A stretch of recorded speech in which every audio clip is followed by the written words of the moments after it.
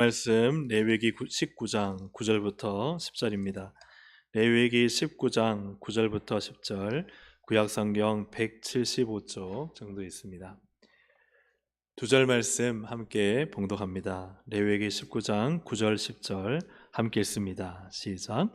너희가 너희의 땅에서 곡식을 거둘 때에 너는 반 모퉁이까지 다 거두지 말고 내 떨어진 이삭도 줍지 말며 내 포도원의 열매를 다 따지 말며 내 포도원에 떨어진 열매도 줍지 말고 가난한 사람과 거류민을 위하여 버려두라.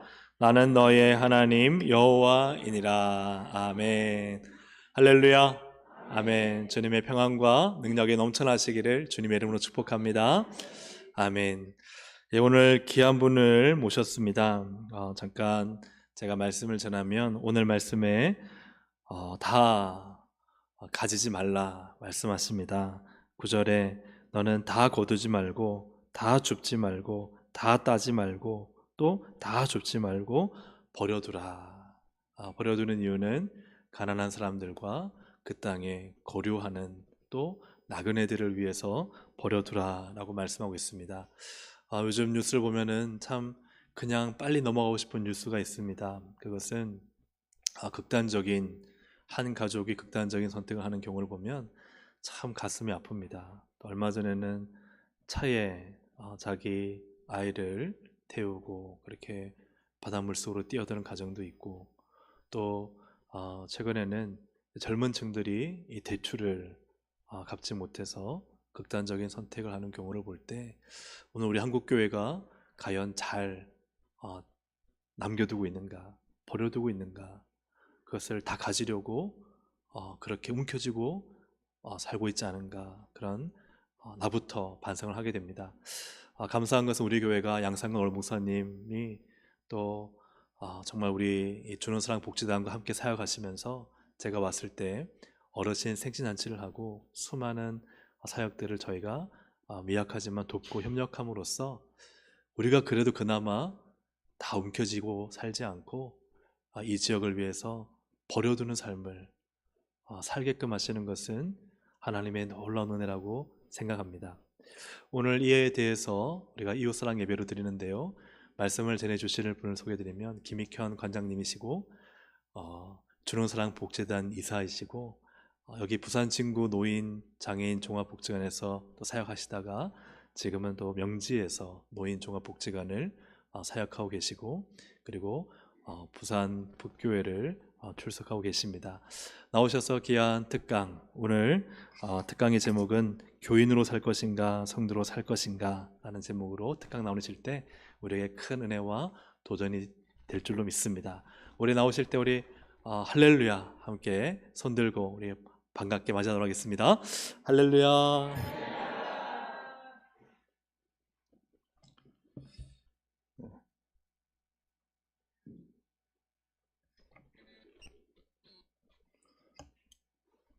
점심시간이 지난지라 약간 졸리시기도 하고 좀 나른하시기도 하고 그러지 않으신지 모르겠습니다. 좀 졸리시고 하면 그냥 조시면 됩니다. 예, 억지로 이렇게 들으려고 애쓰지 마시고 저희들은 이제 부산 진구 전포동에 복지관이 있습니다. 부산 진구 노인복지관 장애인 복지관. 그때 우리가 13년 전에 삼강사와 겨루어서 우리가 이제 운영을 하게 되었습니다. 그때 저희들이 하나님께 약속을 합니다. 하나님, 이 삼강사와 겨루어서 저희들에게 복지관을 맡겨 주셨기 때문에 앞으로 저희들이 신앙의 정신으로 이걸 운영을 하겠습니다. 그 정표로서 매주 월요일 아침에 예배를 드리겠습니다. 이렇게 이제 하나님 앞에 우리가 서원을 합니다. 근데 그 서원을 함부로 할 게 못 되더라고요. 굉장히 힘들더라고요. 내일 아침에 우리가 667번째 예배, 매주 월요일 아침이니까 한 주를 한 50회 잡으면 거의 비슷하죠. 지난주는 우리 박 목사님께서 오셔서 아침 설교를 해주셔서 저희들이 그 힘으로 또 한 주를 잘 살았습니다. 예배 방해가 굉장히 심했습니다. 뭐 시민사회 단체들이 그분들이 좋은 일도 많이 하시지만 우리 이 기독교 신앙에 대해서는 상당히 적대적입니다. 그래서 왜 국가 예산을 받고 있는 복지관이 예배를 드리느냐, 또 직원들 중에는 기독교 신앙이 없는 사람들도 있는데 왜 강압하느냐부터 해서 온갖 터집을 잡아서 지금껏 저희들이 한 도전을 받은 것이 한 크게 기억나는 것만 해도 한 5번 정도 되는 것 같습니다. 그게 한 3년에 한 번씩 도전을 받은 것 같습니다. 예. 그랬는데 저희들이 처음에 이 복지관을 운영할 때 그 하나님께 이제 우리가 서원을 합니다. 하나님 이 복지관 맡겨 주셨기 때문에 우리가 매주 월요일 아침 예배로 이 복지관을 운영하겠습니다. 예배로 운영을 하는 사람이 어떻게 부정을 할 수 있으며 게으름을 부릴 수 있겠습니까? 그죠? 그 하나의 모든 것이 다 이제 내포가 되어 있는 거죠. 그래서 저희들이 이제 실적이 좋고 또 구에서 평가가 좋고 무엇보다 우리 지역 어르신들이 복지관을 굉장히 좋아합니다. 우리 장애인들도 굉장히 좋아하시고 제가 아까 들어오는데 우리 어르신 한 분이 계셔서 저를 얼마나 반갑게 환대를 해주셨는지 아마 저 어르신 경우 이제 좀 아실 거예요. 우리 복지관이 얼마나 어르신들을 위해서 장애인을 위해서 최선을 다하는지. 여기 세상은 그렇더라고요. 잘하니까 다 박수만 쳐주지는 않더라고요. 그걸 못마땅해 하는 사람들, 반대의 어떤 생각을 가지고 있는 사람들이 또 우리는 우리의 그 기독교적인 신앙에 대해서 부정적으로 생각하는 사람들은 계속 더 해집어요. 아무리 잘해도 해집고 잘하면 잘할수록 더 많이 해집고 그렇게 해서 한 13년을 보내고 나니까 이제는 그냥 예사롭습니다. 해주보다 그러려니 만성이 돼가지고 그죠? 그래서 저희들이 이제 그렇게 된 배경에는 우리 지역에 있는 목사님들, 성도님들이 늘 기도하시고 저희들과 함께 해주셨기 때문에 우리가 13년 동안 정말 잘 버텨온 것 같습니다. 이 자리를 빌어서 너무 감사드리고 또 고맙다는 말씀을 전해드리면서 양상근 목사님께 저희들이 처음 찾아와서 제안을 했을 때 이 너무 좋은 일이다. 우리 교회가 같이 하자. 이래서 동력을 해주시고 그래서 1년에 4번 그죠? 김장, 또 삼계탕, 또 설 추석 되면 또 음식 나누기, 또 최근에는 생신잔치 했지 않습니까? 생신잔치를 통해서 또 지역에 홀로 계시는 어르신들 모시고 극진히 우리가 대접을 함으로 해서 이분들이 정말 교회에 대한 따뜻한 사랑을 느끼고 조금 한 단계 더 가서 이제 하나님에 대한 궁금증까지 느끼려고 하는 시점에 코로나가 와가지고 하나님께서 약간 휴식 기간을 주셨습니다. 5월 달에 우리가 다시 재개를 할 건데요. 저는 기대가 참 많이 됩니다. 왜냐하면 이 사업을 제가 제안을 했기 때문에 직원들이 처음에는 좀 힘들어하고 막 그래서 이거 오래 가겠나? 직원들이 반대하면 쉽지 않거든요. 근데 안 믿는 직원들도 해보니까 복지관에서 이때까지 해왔던 생신잔치 프로그램하고는 완전히 달랐던 겁니다.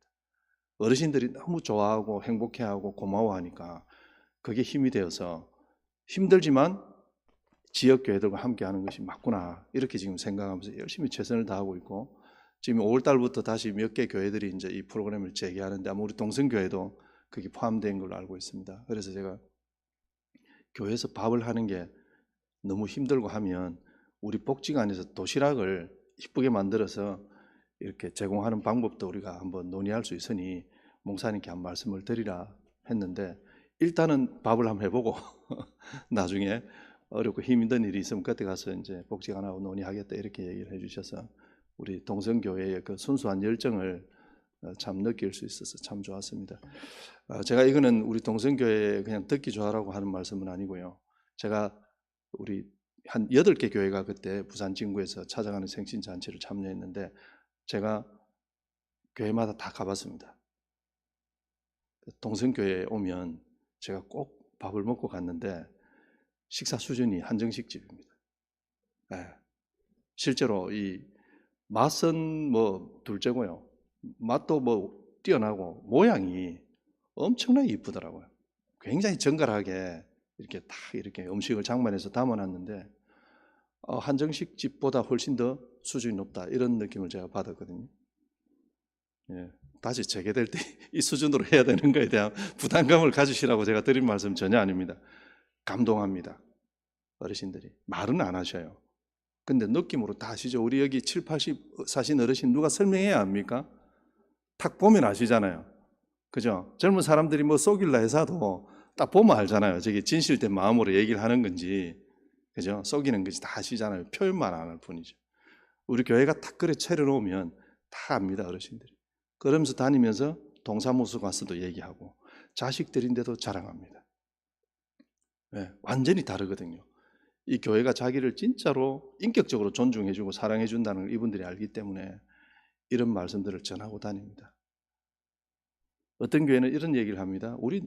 나는 어르신들보다 좀 젊은 사람들을 우리 교회로 좀 오게 하는 그런 사업들은 없습니까? 이런 얘기합니다. 얼마든지 가능합니다.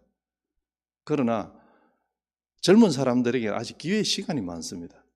그죠? 근데 우리 연세 드신 분에게는 기회의 시간이 적고 또 이분들은 우리가 그리스도의 사랑으로 교회가 품지 않으면 이분들의 삶이 굉장히 피폐할 수밖에 없습니다. 그래서 좀 더 우리에게 사랑의 강도가 높은 이런 일들을 우리가 어르신들 대상으로 잘 섬겨내면은 이분들이 소문을 내고요.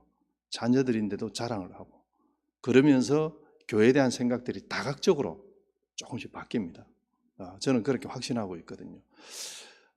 우리 동성교회는 아닌데 다른 교회에서 어머니가 거기서 극진한 대접을 받고 딸인데 자랑을 했습니다. 자, 노년기를 살아가면서 우리가 많은 사업들에 참석을 안 했겠습니까? 복지관에서도 가보고 동에서도 오라이가 가보고 적십자 분야에서도 오라이가 가봤는데 이 교회에 가보니까 다른 거예요. 그러니까 어머니가 지금까지 다니던 곳은 약간 동원대 같던 느낌인데 교회는 동원대 같은 것이 아니라 내가 목적이었다는 거죠. 이 진짜 나를 위해서 차려줬구나 하는 이런 생각을 어머니가 가지면서 딸이 경기도에서 공무원 생활을 하는데 전화를 했습니다. 야야, 내가 어느 교회 갔는데 진짜 극진하게 내 생일을 챙겨주대. 딸이 미안해가지고 전화가 왔습니다. 저한테. 자기도 공무원 생활을 하고 있는데 교회가 이렇게 해주는 걸 보고 깜짝 놀랐다고. 네. 그렇습니다. 사실은 우리가 교회가 이렇게 이역을 섬기고 이웃을 섬기는 게 뭐 눈에 바로 성과가 안 보이죠. 성과가 보이는 것은 영업입니다. 그죠? 영업은 성과가 보이는데 영혼의 문제는 성과가 안 보입니다. 그건 하나님만이 아신다고 저는 생각합니다. 그래서 우리가 세상처럼 어떤 성과를 바라고 그분들을 섬기는 것보다는 복음의 정신으로 이분을 잘 섬겨내면 때 되면 하나님께서 부흥은 하나님이 주시는 거예요. 우리 의지적으로 하려고 하는 것은 그는 영혼에 대한 관심보다는 영업에 대한 관심인 거죠. 그래서 우리가 많은 교회들이 이 유혹에 넘어가기가 쉬운데 저는 좀 달리 생각하고 있습니다. 한번 해보자. 그래, 하나님께서 진짜 우리가 순수하게 복음 때문에 이웃을 섬겨내면 하나님께서 우리에게 부흥을 주시나 안 주시나 보자. 저는 이런 마음으로 복지 현장에서 일들을 하고 있습니다. 한 10분 했나요? 예. 그 양상구 목사님께서 저희들을 참 긍휼히 여겨주셨고 굉장히 순수하신 마음으로 그죠? 우리 성도님과 지역을 참 잘 섬겼던 그런 목사님이신데 그 뒤에 오신 우리 박준영 목사님 정말 좋으시죠? 제가 이렇게 뵐 때마다 저절로 이렇게 저보다 연배는 좀 아르신데 굉장히 성숙되시고 여러 가지 태도나 자세나 이런 것들 얼마나 참 닮고 싶은 그런 목사님이시더라고요. 그래서 우리 왜 학교 다닐 때 그 개구장이라도 선생님 좋은 거 안 좋은 건 알죠? 공부 별로 안 해도 저 선생님 실력 있다 없는 거 이건 알죠? 제 마음이 그렇습니다. 제가 별로 신앙은 없는데 우리 박 목사님 뵈면 참 좋은 목회자시구나. 하나님께서 적절한 시기에 참 좋은 목사님 우리 동성교회 보내주셔서 아멘입니다. 정말 앞으로 우리 동성교회가 어떤 양적인 어떤 이런 것도 궁극적으로 우리가 또 추구해야 되겠지만 하나님 앞에서 우리가 질적으로 정말 성도로서 또 교회로서 이 지역에 여러 가지 그 선한 영향력을 끼치는 그런 교회가 될 수 있을 거라 저는 확신합니다.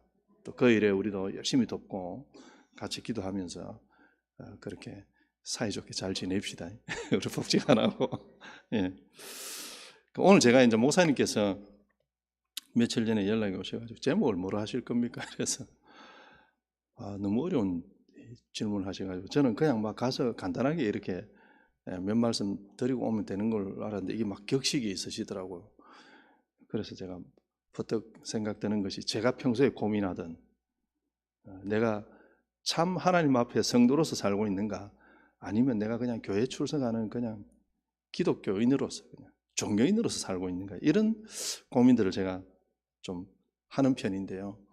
그래서 오늘 제가 하는 고민을 우리 성도님들인데 조금 얘기를 나누는 것이 가장 의미 있겠다 싶어서 제목을 교인으로 살 것인가 성도로 살 것인가 이거 아마 목사님들께 설교 말씀을 통해서 충분히 막 인지하고 있는 내용이라서 저는 조금 다른 각도에서 한번 간략히 말씀을 좀 드리고자 합니다. 개념적으로는요, 우리 사람들이 우리가 아직 살아보지 못한 미지의 세계 또는 이 세계가 끝나고 나면 우리가 끝나는 그 시점을 우리가 죽음이라고 얘기를 하잖아요. 이 죽음이라고 하는 어떤 시점을 통과하고 나면 어떻게 될 것인가? 그죠? 두렵잖아요. 두려워서 사람들이 종교를 만들어내는 겁니다. 그죠? 그래서 우리 기독교를 비판하는 사람들은 종교를 마약이라 그러고 종교를 인간들이 만들어 놓은 추상적인 영역이라고 생각을 하고 우리 인간들은 그걸 신념을 가지고 그걸 마치 대상이 있는 것처럼 이렇게 자기 착각 속에서 산다. 뭐 이런 얘기 비판을 많이 합니다. 그렇습니다. 이 종교는 그렇게 보는 관점도 있죠. 그래서 인간이 미지의 세계, 좀 더 궁극적으로 죽음의 세계를 두려워하니까 뭔가 이 대상을 만들어서 그 대상에게 나의 삶을 맡기면서 나의 어떤 어려움이나 두려움을 극복하고자 하는 거예요. 여기서 이제 종교가 생긴다고 합니다. 그런데 우리가 믿고 있는 신앙은 뭘까요? 과연 그런 걸까요? 성경을 우리가 이렇게 좀 읽어보면 제가 성경학자도 아니지만 쭉 보면 어떻게 이게 사람의 말인가 이런 요소들이 참 많죠, 그죠? 이 누군가가 성경을 기록한 사람이 굉장히 조작을 해서 상황을 왜곡해서 이렇게 종교화 시키려고 이렇게 한 거 아닌가 이런 의심이 갈 만도 한데 그런 의심을 하다가도 이렇게 성경을 전체적으로 보면 이건 정말 사람의 말이 아니다. 사람의 기술이 아니라는 걸 느끼게 될 겁니다. 그게 저는 하나님이 주시는 성령의 어떤 그 판단력으로 이걸 우리가 판단할 수 있다고 보는데 우리 성도님들 대부분이 그러실 겁니다. 보시면 이게 어떻게 사람의 말인가? 이게 어떻게 사람의 행적인가? 그게 바로 성령께서 우리를 하려고 깨닫게 하신 거죠. 그래서 많은 종교들은 사람이 만들고 사람이 설정해서 그걸 신념화시키고 이래봤지만 우리가 믿고 있는 이 기독교의 신앙은 그거하고는 본질적으로 다른 겁니다. 그래서 우리 이 자리에 모인 모든 분들은 단순하게 그냥 한 종교를 택한 것이 아니다. 이 세상을 만드시고 지금도 이 세상을 주관하시고 우리의 삶을 감찰하고 계시는 그 하나님이 존재하시고 그 하나님께서 인간이 분류하는 그 종교라는 이름으로 우리 앞에 놓여져 있지만 실제로는 이 종교가 아닌 본질적인 신앙을 절대자에게 우리의 삶을 의뢰하고 맡기고 우리의 전부를 그분에게 의존하면서 살아갈 수 있는 그 대상으로서의 하나님을 우리 앞에다 탁 던져 놓으신 거예요. 그걸 지금 우리는 믿고 사는 거죠. 얼마나 복된 일입니까, 그죠? 지금도 허탄한 사람들이 종교를 가지고 얼마나 그렇게 참 무가치하게 무의미하게 살아가는지 우리가 보면 참 안타까울 그런 기회가 많지 않습니까? 자, 그렇다면 우리가 성도로서 이제 우리가 삶을 지금 기회의 삶을 살고 있지 않습니까? 하나님께서 각별하게 우리에게 절대자 하나님을 깨닫게 하시고 그 하나님을 나의 주인, 이 세상의 주인으로 믿고 살 수 있는 정말 엄청난 은혜를 우리한테 주셨는데 그럼 우리는 어떻게 살아야 될 것인가? 일반 종교인처럼 그렇게 살 것인가? 자기의 두려움을 그냥 극복하는 존재, 하나님을 그 정도의 대상으로. 그래서 내 삶에 부족한 것을 채워주는 존재, 하나님을 그렇게 우리가 생각한다면 그건 참 우리가 좀 잘못된 삶이라고 생각을 합니다. 우리에게 영생을 약속하시고 우리의 삶 전반을 책임져 주시는 그 하나님을 우리가 진짜로 나의 주인으로 믿고 산다고 하신다면 우리의 삶의 태도는 좀 바뀌어야 되지 않느냐. 그런 생각을 좀 해봅니다. 저도 어릴 때 믿는 가정에서 이제 할아버지가 이제 조사를 하셨습니다. 조사는 옛날에 목회자가 없으셨을 때 이렇게 선교사님께 이제 신앙을 전수받고 지금으로 치면 목회자 역할을 그래 하셨던 그 아버지 때, 저 대, 밑에 때까지 4대를 예수를 믿는 집안. 참 어릴 때 갈등과 고민이 참 많았어요. 제가 출신 교회가 원래는 저 대저였는데 이사를 와가지고 범천교회입니다. 이웃집 교회지에. 이 교회 위치도 제가 어릴 때 몇 번 놀러 와봤고 그랬던 교회입니다. 교단이 좀 다르다 보니까 뭐 그렇게 친교는 없었는데 어릴 때 제가 범천교회 초등학교, 중학교, 뭐 고등학교 때까지 대학 다닐 때도 그 교회를 나갔습니다만 제 교회를 이렇게 생각을 해보면 뭐가 교회끼리 재밌어요. 교회 안에서 우리끼리 너무 재밌어요. 지역과는 아무 관계가 없어요. 지역에 뭐 문방구 하는 아저씨, 뭐 생선 파는 할머니 이런 분들하고 아무 관계 없어요. 그냥 우리끼리만 재밌어요. 이 재미를 맛보려면 교회에 와야 돼요. 세상과는 아무 관계가 없어요. 근데 교회에서 딱 마치고 돌아가면 또 옆집 아저씨고 막 그래요. 이게 왜 이럴까? 철저하게 교회와 지역 사이는 분리되어 있었어요. 어릴 때 주로 여름 성경학교 그죠? 여름 성경학교 하면 동성교회는 어떻게 했는지 모르지만 여름 성경학교 마치고 나면 그 범천교회 뒤에서 개를 잡았어요. 지금 와 이러시죠? 우리 어르신들은 뭐 벌써 입에 군침이 돌잖아요. 그죠? 구포시장에 한 마리 사가 와가 일종의 불특정 다수의 개가 아니고 특정 개를 지명해가 사가 와가 여기서 몇 달 키웁니다. 옛날엔 다 그래 하셨잖아요, 그죠? 캬에 친밀도도 형성되고 그렇게 해서 이제 그 여름 성경학교 끝나고 나면 이제 교사들 수고했다고 이제 개를 대접하잖아요. 그때는 남녀노소 다 먹었습니다. 지금은 뭐 시대가 이상하게 바뀌어가지고 개를 먹으면 파렴치한으로 그렇게 분류되지만 그때만 해도 아주 귀한 음식이죠. 그 게를 삶으면 온 범천동이 게 냄새가 납니다. 여러분 지금은 게 냄새라면 이렇게 하실지 모르죠. 그때는 구수한 냄새입니다. 그죠? 이 범천동이 동네 사람들은 군침 흘리면서 뭐 또 교회가 뭐 잔치하는가 보다. 그 고기를 제가 잘라가지고 그 지역 주민들에게 나눠주는 거 아무도 못 봤어요. 그 안에서 그냥 뭐 제일 좋은 부위는 목사님들, 장로님들 드리고 뭐 짜고 막 주방에서 막 그렇게 하시는 모습을 제가 보면서 그때는 그게 너무나 당연한 것처럼 하나님 은혜로 우리 교회가 이렇게 부흥하고 또 많은 성도님들이 함께 하면서 또 어린 아이들을 또 전도하기 위해서 여름 성경학교를 또 개설하고 하나님께서 또 축복을 주시고 또 좋은 계를 또 주시고 막 이런 거예요. 다 모든 게 다 감사인데 감사의 내용을 들여다보면 저로서는 참 반감이 많이 되어서 왜 지역의 어려운 사람들에게는 뭐 절대 안 나눠주면서 우리끼리는 너무 감사하고 너무 행복하고 너무 즐거운 시간들인 거죠. 과연 저런 걸 동네 사람들이 보면서 어떻게 느꼈을까?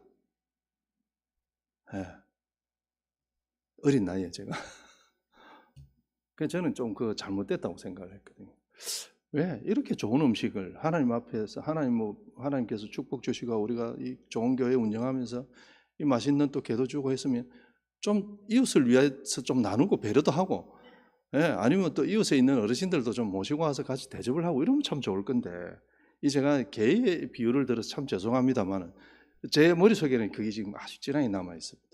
지금도 이제 아버지가 한 번씩 먹으러 가자 이러면 제가 그 얘기를 합니다. 왜 그때 목사님들은 장로님들하고 교인들만 그래 드시냐고. 저도 믿는 집 자녀로서 내가 보기에는 좀 이질감이 좀 듭디다. 왜? 저는 안 믿는 친구들이 있고 그 엄마 아버지들을 제가 친구 집 놀러 가고 이러면 그분들이 오히려 더 우리를 잘 챙겨주고 배려하고 이랬어요. 친구를 집에 데려가면 할머니가 마귀 새끼 데려왔다고. 얼마나 저보고 뭐라 했는지 모릅니다. 그 예수 잘 믿는 할머니가 니는 그 똥 마귀 새끼를 데리고 오노 이런 얘기는. 할머니 얘가 왜 마귀입니까? 예수 안 믿는 건 다 마귀래요. 그러니까 얼마나 이게 모순된 그런 관점을 가지고 계시는지 참 그 시절은 그랬던 것 같습니다. 좀 배타적이고 다 개개인 놓고 보면 굉장히 착하고 수용적이고 이타적인 분인데 교회라는 울타리를 딱 가지고 이렇게 선을 그어놓으면 지역사회는 악마, 교회는 착하고 선하고 우리는 하나님께 구원받은 백성, 뭐 이런 이분법적으로 이게 교회를 이해하는 분들이 참 많았던 것 같아요. 참 제가 부끄러운 얘기인데요. 어릴 때 제가 아버지 장로 임직식에 안 갔습니다. 초등학교 때인데. 저도 문제가 많죠. 예. 아버지가 참 이 장로 되는 게 얼마나 힘들고 이거 하나님 앞에서 얼마나 헌신 봉사해야 되는데 이런 무거운 짐을 내가 맡았다 하면서 너무 좋아하시는 거예요. 그게 저는 너무 모순으로 보이고. 그러니까 이거 뭐 생각하는 신앙적으로 생각하는 것과 현실과의 괴리가 있었던 것 같아요. 네. 그래서 어린 나이에 제가 좀 그런 거를 조금 많이 느낀 것 같습니다. 그래서 아마 그런 요소가 제 마음속에 있어서 지금 제가 또 이런 형태의 삶을 살고 있지 않나 이런 생각도 좀 하게 됩니다. 겨울 되면 또 범천교회 앞에 혹시 오래된 우리 성도님들 계실지 모르겠는데 그 버스 대놓고 또 온천을 다닙니다. 범천교회가. 그죠? 범천교회가 그때만 해도 좀 부자교회입니다. 차 대절해가지고 겨울철에는 부곡온천 가고 여름에 게 잡아 드시고 이거 막 그렇죠. 중학교 고등학교 가면서 저희 교회에 담임 목사님 셋째 아들하고 저하고 생각이 비슷해지는 겁니다. 그래서 굉장히 교회에 대해서 반항적이었어요. 아버지인 목사님과 아버지인 장로님 하는 것마다 말 안 듣고 왜 우리는 배울 때는 굉장히 이웃을 사랑하고 수용하고 배려하고 이렇게 배웠는데 막상 어른들 살아가시는 모습은 너무나 이기적이고 우리 교회밖에 모르고 물론 뭐 교회라도 또 사랑하면 되지 않는 예를 하지만 우리가 성경에서 배운 그 복음적인 사랑은 이 교회를 벗어나는 거거든요. 이 지역사회를 전체를 생각하는 거거든요. 우리 선교사님들이 지금 해외 나가서 오지게 선교하는 이유가 뭡니까? 거기 가서 복음만 전합니까? 아닙니다. 그분들하고 삶을 같이 하는 거거든요. 목숨 내놓고 그분들을 사랑하니까. 그죠? 영혼만 사랑하고 그분의 삶을 어떻게 분리할 수 있습니까? 안 되거든요. 그분을 사랑한다는 것은 영혼과 아울러 그분의 삶까지도 같이 사랑하는 거예요. 선교사님들 다 그 일을 하고 계시는 거예요. 그런데 한때 70년대, 80년대 이때 우리 교회가 그런 모순적인 상황에 놓여 있었다는 게 이제 저의 관점이죠. 그러다 보니 어떻게 됐습니까? 90년대, 2000년대 들어서면서 교회가 사회로부터 굉장히 배척당하죠. 많이 배척당합니다. 지금도 그러지 않습니까? 우리 교회가 기독교를 하면서 욕하고 하는. 물론 그분들이 그렇게 악하게 욕하는 건 하나님께서 하실 영역이지만 우리가 그런 빌미를 주지 않았나 하는 것도 한번 생각을 해볼 필요가 있는 거죠. 그만큼 이웃에 대한 사회에 대한 관심이 부족하지 않았나 하는 그런 생각들을 해보게 되는 겁니다. 저는 우리가 이제 하나님으로부터 구원받은 백성이고 구원받은 백성으로서의 삶을 살아가는 자라고 우리가 확신한다면 하나님께서 뭘 요구하시는가 그걸 좀 귀담아 들어봐야 된다고 생각합니다. 하나님께서 성경 도처에 조금 전에 목사님께서도 본문을 읽으셨지만 가난한 자를 위해서 항상 여지를 남겨두라. 예. 또 뭐 내게 한 것이 바로 예수님께 한 것이다. 이런 얘기들이 도처에 나옵니다. 저는 이걸 가지고 좀 고민을 좀 많이 해본 적이 있는데, 이게 어떻게 복음에서 얘기하는 이웃 사랑과 우리 주변에 있는 이 가난한 자, 소외된 자, 이게 일치되는 것이며 이분을 섬기는 것이 바로 복음적인 행위인가? 그런 고민을 좀 해봤는데요.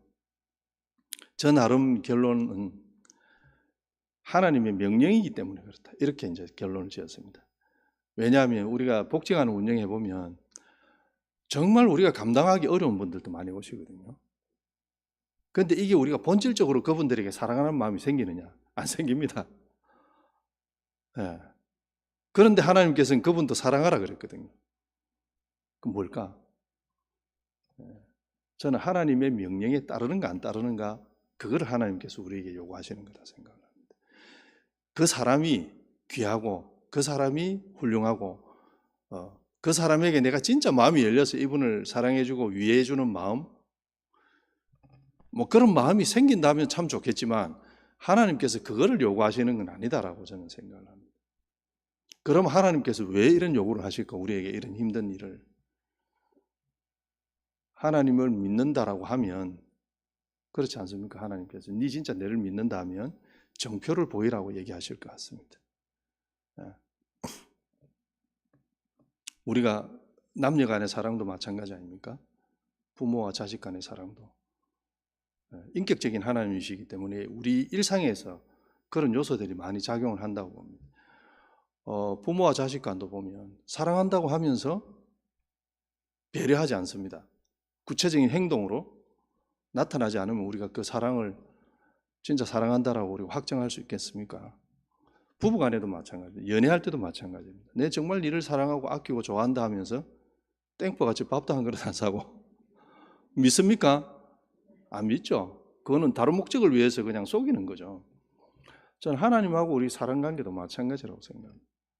우리가 진짜 하나님 사랑하고 신뢰하고 하면 하나님이 요구하시는 바를 드러내야 됩니다. 그 요구하는 바대로 삶을 살아가야 되는데 그 요구들이 성경에 보면 여러 가지 나오지 않습니까?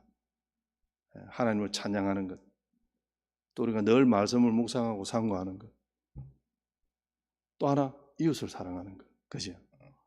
그 여러 가지 하나님께서 요구하는 지표, 소위 말하는 요구사항들이 있으신데 그 중에서 제일 힘든 것이 저는 이웃사랑이라고 생각합니다. 왜? 이웃사랑은 많은 헌신을 요구합니다. 물론 우리가 새벽기도도 오고 찬양도 하고 말씀도 듣고 뭐 이것도 힘든 일입니다. 주일을 성수하는 것만 해도. 그런데 우리가 하나님 때문에 이웃을 사랑하는 것도 여기에 못지않은 굉장히 힘든 일들이에요. 구체적으로 나의 시간과 돈과 노력들을 수반하지 않으면 불가능한 일이기 때문에, 그래서 저는 성경 도처에 하나님께서 이런 요구를 하시는 거다라고 생각이 됩니다. 그거는 네가 진짜 내를 믿는가 내가 한번 보려고 한다는 그런 어떤 지표로서 하나님께서 요구하시는 바 아닐까. 그렇다면 이웃 사랑은 해도 되고 안 해도 되는 선택이 아니고 반드시 해야 되는 필수다고 저는 그렇게 생각합니다. 그래서 하나님께서 이웃 사랑하고 지역사회에 관심 가지고 지역에 소외되고 어려운 사람들을 얼마나 내 때문에 네가 챙기는 것을 보면서 너의 삶이 나 앞에서 진실한가 안 한가를 내가 확인하겠다. 저는 이런 의미로 좀 복지를 받아들입니다. 믿는 사람에게 있어서의 복지. 안 믿는 사람은 그냥 도덕심이죠. 아니면 타고나면서부터 뭐 좀 긍휼한 마음이 있든지, 그죠? 그래서 그분들은 그냥 착하게 사는 거죠. 복음하고는 무관하고 구원하고는 무관한 삶이죠. 캐톨릭에서 이런 일들을 굉장히 잘합니다. 아시죠? 오래전부터. 마더 테레사 수녀가 세상을 마감하면서 이런 얘기를 합니다. 나의 이 선행, 내가 헌신해가면서 나의 생명까지 내놓으면서 그 인도에 있는 그 슬럼가를 챙겨내고 할 때에 그 사람의 헌신도는 굉장했잖아요. 마더 테레사 수녀, 그죠? 근데 이분이 죽을 때 뭐라고 하냐면 이 나의 모든 행동의 최후 보정자는 누구인가 이렇게 하고 죽어버렸습니다. 캐톨릭에서 그 일부러 안 알리죠. 그 얘기는 뭐냐 하면 내가 왜 이렇게 살았나? 나의 삶이 이렇게 내가 삶을 이렇게밖에 살 수 없는 이유가 무엇인가에 대해서 물음표를 남기고 죽어버렸어요. 하나님하고 관계없죠. 저는 그렇게 생각합니다. 물론 뭐 캐톨릭에서도 우리가 권위 없다 이렇게 얘기할 수는 없지만 그분들은 어떤 하나님보다는 정표가 위에 올라가 있어요. 행위나 이런 것들이. 그죠? 그러니까 이 캐톨릭은 의식이 굉장히 강하죠.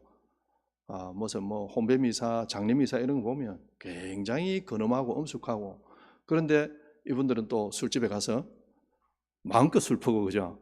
예, 굉장히 모순이죠. 이 종교적인 의식은 남아 있는데 실제로 이분들이 하나님을 존중하고 두려워하는 마음은 있는가? 없지는 않겠지만은 우리가 믿고 있는 이 개신교적 신앙보다는 훨씬 약할 거다 이렇게 생각을 합니다. 그래서 저희들이 우리가 하나님을 믿는 신앙인으로서 복음을 위해 삶의 중심에 놓고 사는 사람이라고 하면 복음 때문에 이웃을 사랑해야 되고 지역사회의 문제에 관심을 가져야 되고 저는 해야 된다고 생각을 합니다. 많은 시민사회단체들이 민주화니 복지니 환경이니 이런 문제 얘기하잖아요. 그죠? 예. 사람의 힘으로 이 세상이 바뀔 수 있겠습니까? 사람의 힘으로 환경을 좋은 환경으로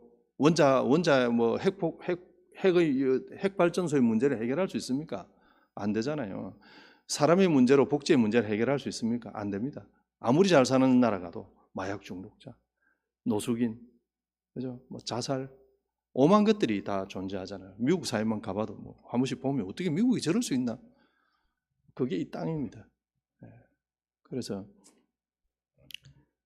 우리가 복지를 한다고 해서 이 사회가 다 복지스럽게 바뀌고 복지를 필요로 하는 사람들의 문제가 다 해결되어서 다 행복하게 잘 살 수 있느냐?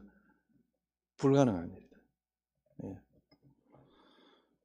신명기에서 제가 정확한 구절은 기억이 나지는 않는데요. 이 땅에 가난한 자는 그치지 않는다. 하나님께서 선을 해놓으셨어요.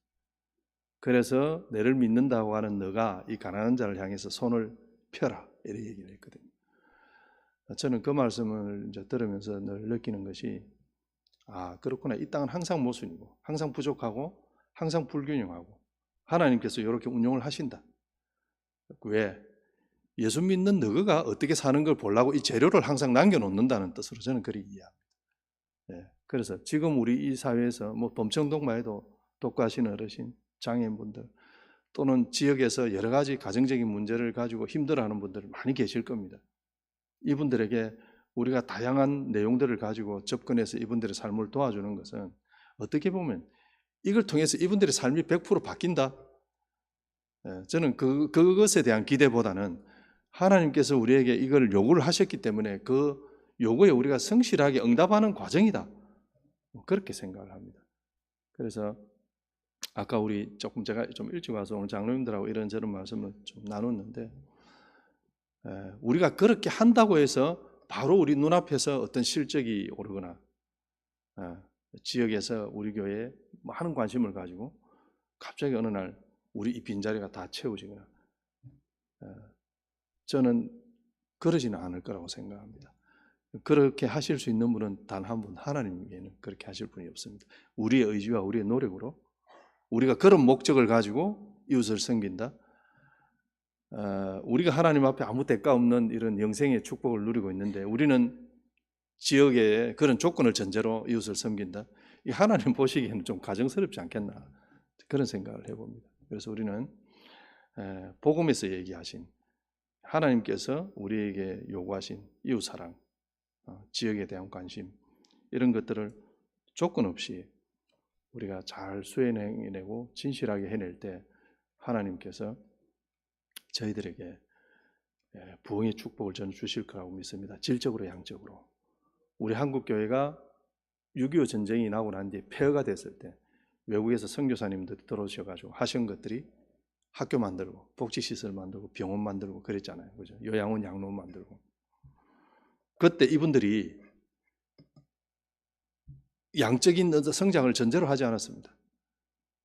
그냥 하나님 명령 때문에 이 폐허의 한국에 와서 이분들을 섬기고 그리스도의 사랑을 펼쳤죠. 그 결과 한국 교회가 엄청나게 부흥이 됐죠. 그 하나님 주신 거 아닙니까? 그 우리 노력으로 된 겁니까? 아닙니다. 선교사님이 하나님이 주신 복음의 정신으로 이 땅에서 그자도 그냥 자기 삶을 헌신하셨잖아요. 그분들도 여기서 돌아가시고, 부인도 여기서 돌아가시고, 그죠? 자녀들도 여기서 돌아가시고, 그런 선교사님들이 얼마나 많습니까? 그것 보면서 하나님께서 부흥을 주신 거죠. 그런데 이 시대에 이 부흥한 교회들이 과연 그때의 선교사님들이 하나님 앞에서 생명을 걸고 했던 그런 헌신들의 정신으로 지금 우리가 살고 있는가를 한번 우리가 좀 심각하게 돌아봐야 될 필요는 있다고 생각합니다. 그래서 우리 동성교회가 정말 복음적인 관점으로 헌신하는 마음으로 우리 교회와 지역사회를 들여다보는 우리 박 목사님이 여기 담임으로 이제 계시지 않습니까? 저는 그래서 참 기대가 됩니다. 뭐 우리 복지관하고 얼마나 많은 뭐 재정을 뭐 투입하고 이거는 저희들 관심이 아닙니다.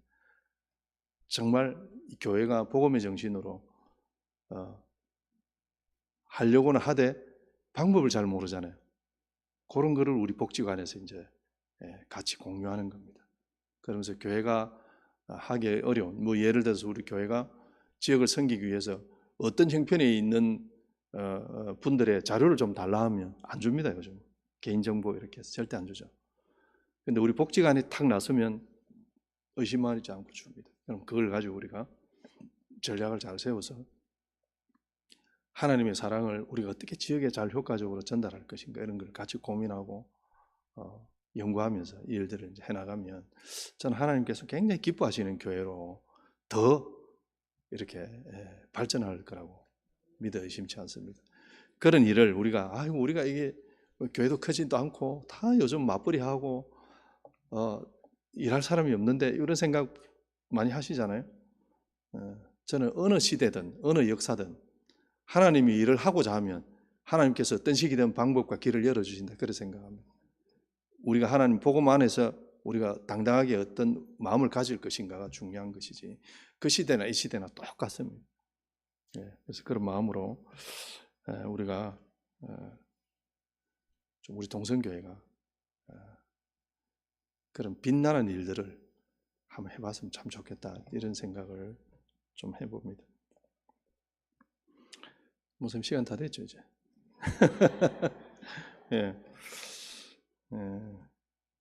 교회는 복음의 공동체입니다. 그죠? 복음의 공동체인데 이게 종교의 공동체로 이렇게 좀 변질하는 모습들이 우리 사회에서 종종 발견됩니다. 그래서 우리는 그냥 이 세상 여러 종교 중에 하나인 종교인 기독교가 절대 아니다. 그냥 사회 문화적으로 분류할 때는 우리가 종교지만 절대적인 그 하나님, 유일하신 하나님, 이 세상을 만드시고 지금도 이 세상을 운용하고 계시고 지금도 우리를 간섭하고 계시는 그 하나님을 우리가 믿는 거잖아요. 이거 얼마나 대단한 겁니까? 그래서 이런 믿음을 가지고 하나님이 기뻐하시는 일, 도처에 이웃 사랑하라, 지역사회 섬기라. 이거 우리 이웃이 좋고 지역사회가 좋아서 그런 게 아닙니다. 하나님께 주신 명령이기 때문에 우리가 해야 된다. 단 하는데 효과적으로 해야 된다. 지혜롭게 해야 된다. 이런 말씀을 좀 드리고 싶습니다. 오늘날 많은 교회들이 복음보다는 정치성이나 이념성을 그 위에 올려놓고 있는 교회들이 참 많습니다. 교회 안에서도 그것 때문에 좀 예민할 때가 많죠. 저는 학교 다닐 때는 굉장히 급진적이었습니다. 그런데 제가 회개하고 다시 이제 우파 쪽으로 가다가 지금 이제 중도로 왔습니다. 이게 복음 아래에 있는 거구나. 정치와 이념과 사상이. 그렇습니다. 복음 없는 이념, 정치는 그냥 인간의 그냥 노림수에 불과하다. 그죠? 말로 국민을 위하겠다 하고 말로 다 해주겠다 하는데 결국 맺기 보면 그놈이지 않습니까?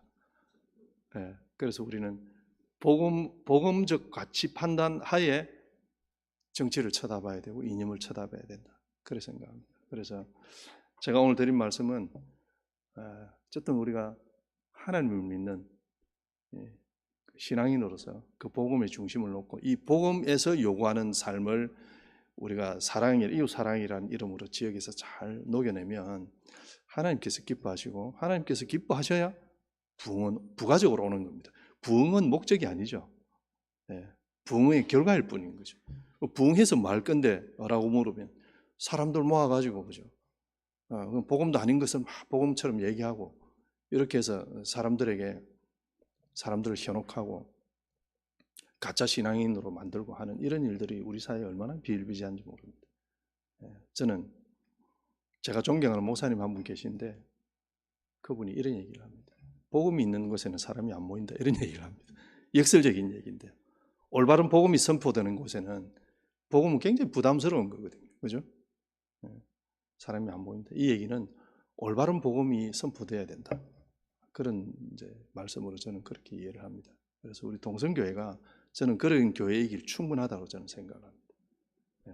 올바른 복음이 선포되고 또 하나님이 요구하시는 올바른 지역사회에 대한 사랑, 이웃에 대한 사랑이 실천되고, 저는 그것이 핵심이라고 생각합니다. 그래서 하나님께서 너무 기뻐서 이 교회에 또 부흥의 복을 주시는 그런 일들이 있어지기를 고대하면서 저도 기도하겠습니다. 오늘 제가 마지막으로 보니까 주차장 넘어오면서 보니까 대한여수교 장로회 동성교회, 오늘 제가 드리는 몇 말씀보다는 이게 더 핵심적인 내용인 것 같습니다. 하나님과 이웃을 복음과 사랑으로 섬기는 선교적 교회. 이게 그냥 시작이자 끝인 것 같습니다. 우리 동성교회가 그런 교회 될 수 있기를 소망하며 기도하겠습니다. 제가 잠시 기도하고 마치겠습니다. 하나님 고맙습니다. 수많은 사람들은 허탄하게 자기의 삶을, 자기의 인생을 즐기며 또 오늘 하루를 허비하지만 우리는 하나님의 자녀로서 복음으로 이 세상을 살아보겠다고 하는 그런 다짐을 가진 우리로서 오늘 하루를 이 교회당에 모여서 하나님을 찬양하고 또 하나님을 생각하며 복음을 고민하는 그런 가치 있고 보람된 하루를 살게 해주시니 하나님 감사합니다. 오늘 이 자리에서 잠시 우리가 교인으로 살 것인가 성도로 살 것이라는 걸 주제를 가지고 생각을 하는 귀한 시간을 주셔서 고맙습니다. 우리 동성교회가 복음 때문에 이웃을 사랑하고 지역을 섬기는 그런 일을 잘 감당하여서 하나님으로부터 정말 질적으로 양적으로 부흥받는 그런 동성교회가 될 수 있기를 소망합니다. 하나님, 이 지역에 우리 귀한 목사님 보내주셨사오니 이 목사님을 중심으로 교회가 하나 되어 복음에서 가르쳐 내는 그 사명들을 잘 감당하여서 하나님이 함께 하시고 하나님께서 길을 여셔서 우리 이 범천동 지역에 척박하고 어렵고 또 하나님의 사랑과 도움을 필요로 하는 그런 수많은 주민들에게 하나님의 사랑을 잘 전하는 우리 동성교회로 세워주셔서 이 동성교회를 통해서 지역이 변화되고 또 하나님 사랑이 잘 전달되어서 지역에 엄청난 변화들이 일어나는 그런 기회의 시간들을 하나님께서 허락해 주시옵소서. 하나님이 모든 말씀